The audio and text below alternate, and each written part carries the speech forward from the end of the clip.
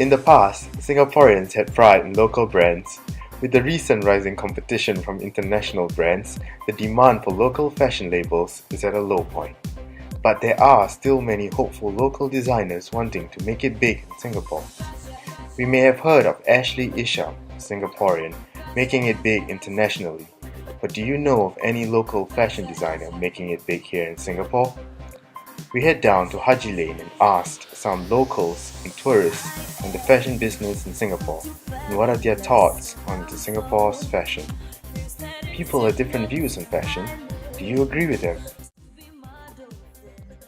I guess we tend to follow a lot of Western culture. I think everybody has their own fashion sense. Nowadays people are well dressed. It's all about trend. There's no personal style anymore. Don't know yet. This is my first place to see what happened in this street. I know of Saturday. It's one of the local brands that I know, yeah.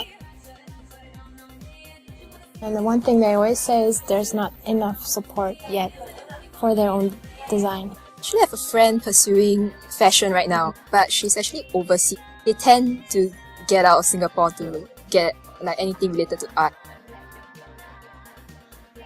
In the future, Yes, definitely. Singapore is getting bigger and bigger.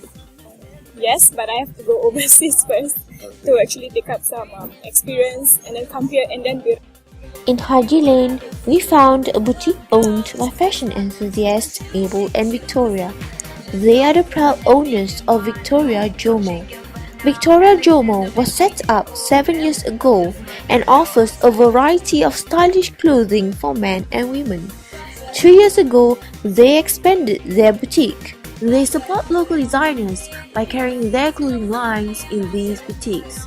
Mabel will share her views on local fashion business and the support for local designers in Singapore. Started a shop that just sells more vintage inspired collection. After a couple of years, we decided to expand, helping a couple of designers friends that I know and to start something new and meaningful.